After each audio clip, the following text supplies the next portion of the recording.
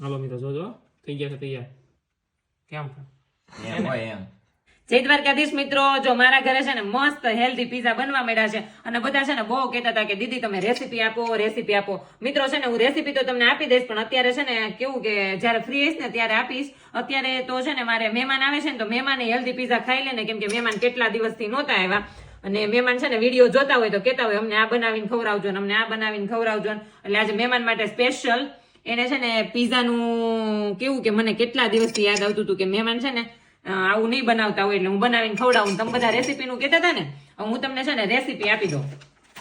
આ છે ને મિત્રો આમાં કોઈ જાતનું માપ નથી આવતું, તમે જેટલા જણા છો ને એ પ્રમાણે ભાખરીનો લોટ લઈ લેવાનો છે અને કાંઈ ગરમ પાણી કે કાંઈ કરવાનું નથી. એમાં ખાટું દહીં તમારે પાસે પડ્યું હોય ને તો એ નાખી દેવાનું છે, ખાટું દહીં, અને પછી સાથે નાખવાનું છે થોડું એવું ઈસ્ટ અને મીઠું અને થોડું એવું તેલ નાખીને અને મિત્રો છે ને મસ્ત લોટ બાંધી લેવાનો છે. કેવો ભાખરી કરતા છે ને થોડો ઢીલો બાંધવાનો છે એટલે છે ને વાંધો ન આવે, વણવામાં સારું પડે એમ. એટલે અને આ છે ને હેલ્ધી પીઝા તમે છે ને મોટા ખાય, બાળકો ખાય, ગમે એટલા ખાય તોય કાંઈ પેટમાં ન દુખે ને કાંઈ ન થાય. પછી લોટ બાંધીને છે ને મિત્રો તમારે 1 કલાક મૂકી દેવાનો છે, એ તમે ભૂલતા નહીં.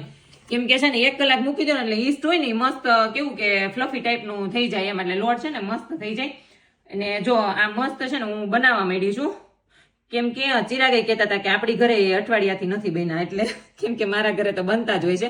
ક્યારેક ચિરાગને ઈચ્છા થાય અને બાર મિત્રો આપણે ખાવા જઈએ 300 નો આવે, 350 નો આવે, 250 નો આવે, પણ ક્યારેક છે ને મિત્રો પેટય ન ભરાય અને ક્યારેક પેટમાં દુખે કે એવું થાય, કેમ કે મેંદાનો લોટ આવે ને. હવે જો કે ભાખરીનો લોટ ને બધે મળવા મળ્યા છે પણ તોય એમ. એટલે ચિરાગ તમારું શું કેવું છે, પીઝા ખાઈને તમને વાંધો આવે છે કાંઈ? આ પીઝા ખાઈને કાંઈ વાંધો ન આવે, કેમ કે આ પીઝા છે મેંદા ફ્રી, તમે ખાઓ ગમે એટલે તમને પેટમાં ન દુખે ને બીજેથી કઈ વાંધો ન આવે. અને હું તમારા માટે છે ને મિત્રો મોટો વિડીયો બનાવીશ, પણ આ તો કેવું કે હું બનાવતી હતી ને એટલે ચિરાગ કે લે ને મિત્રોને કહી દે ને કે તે કઈ રીતે લોટ ને એવું બાંધ્યું, કેમ કે ઘણા બિચારા બહેનોની કોમેન્ટ આવતી હોય પણ બધાને ક્યારેક આન્સર નથી અપાતા.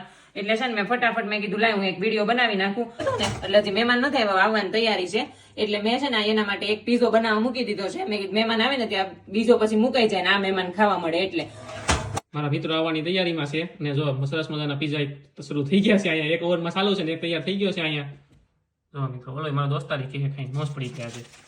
એક તો તમને બતાવી દીધો ને મિત્રો, એટલો મસ્ત બને અને બધા ઇન્ગ્રેડિયન્ટ નાખી દીધા છે. એટલે હવે મારે ખાલી છે ને ઉપરથી નાખવાનો છે. જો હું છે ને ગજેન્દ્રરાજ પીઝાનો મસાલો આપણે સુરત થી લાવી હતી એ નાખવાનો છે અને એની ચીલી ફ્લેક્સ નાખવાનો છે થોડોક, અને સાથે નાખવાનો છે બીજો એક મસાલો છે ભારત આપણે સુરતમાં છે ને ત્યાંથી. અહીંયા ચીલી ફ્લેક્સ ગમે એટલી નાખીએ ને તીખું જ ન થાય, કેમ કે અમે એટલું બધું તીખું નથી ખાતા, અમે કાશ્મીરી મરચી ક્યારેક યુઝ કરીએ છીએ એટલે. અને આ છે ને આ મિત્રો આ સેન્ડવિચ ઉપર ને બધી આ મસાલો હાલે ને આમ ફેવરિટ મારો મસાલો છે. અને મિત્રો છે ને તમે પીઝા છે ને મહેરબાની કરીને ઘરે જ બનાવજો, કેમ કે તમે બહાર ખાવા જાઓ એના કરતા ઘરે બહુ જ સરસ બને છે. ખાલી થોડો ટાઈમ લાગે પણ કેવું કે આમ હેલ્ધી એમ શરીર માટે, તમારા પેટને નુકસાન ન કરે ને પીઝા. મહેમાન પેલા તો ઘરધણી લેવા મળ્યા છે, એ આવે છે એક નંબર બન્યા છે મિત્રો, મજા લેવા દેશે. કેચઅપની જરૂર નથી આમાં, એમને તમારે સીધા વહી જાય. એક ટ્રાય કરો ને ઘરે બનાવવાનો ટેસ્ટ કયો તમે કેવા બને છે.